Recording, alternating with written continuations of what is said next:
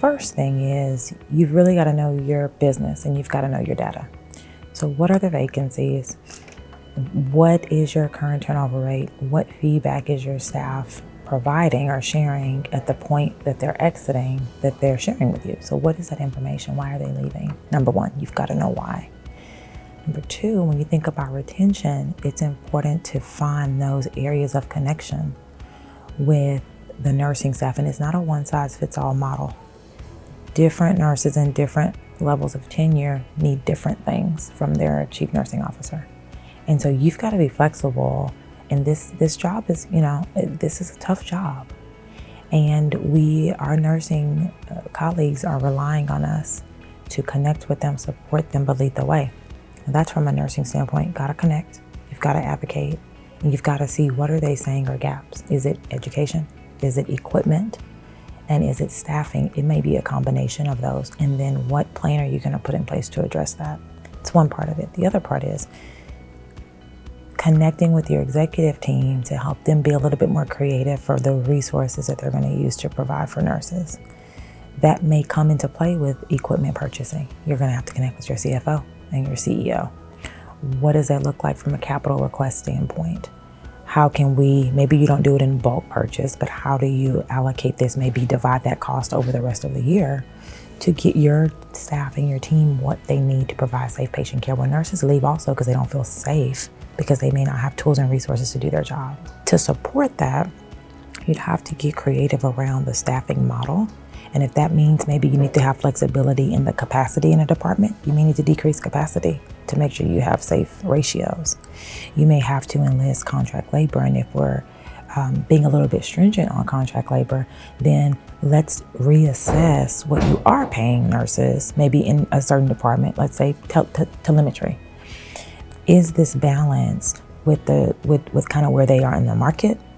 Is this balanced with where they are on a national scale from a pay perspective? You probably can't increase everyone's pay, but if you're looking at a particular department where turnover rate is through the roof, I would err on the side of talking to your leadership team to assess what can be done.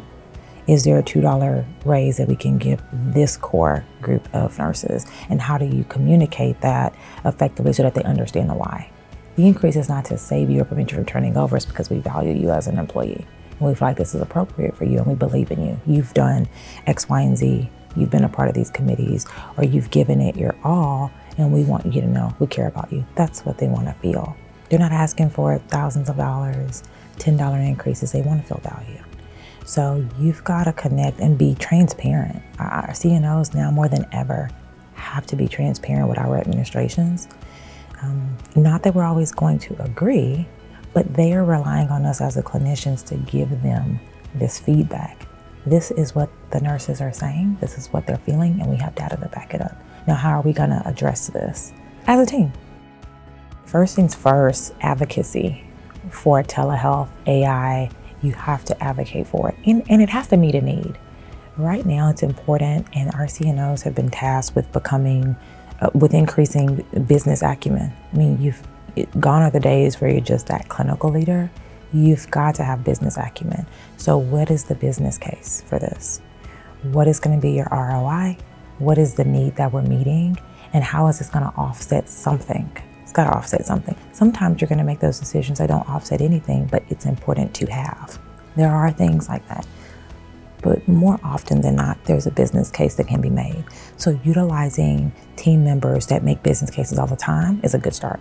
If you want to acquire something, do you have a chief strategy officer?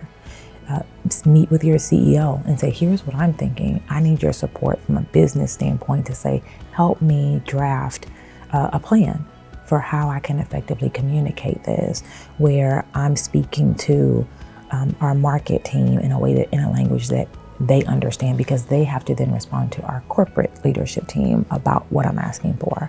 So one is just understanding what is the need, what is the business case for that need, and is there a benefit, right? So why? I always practice the 5 whys. Why, and why. If you can answer those questions, then you have it for the most part. I feel like that's a good start.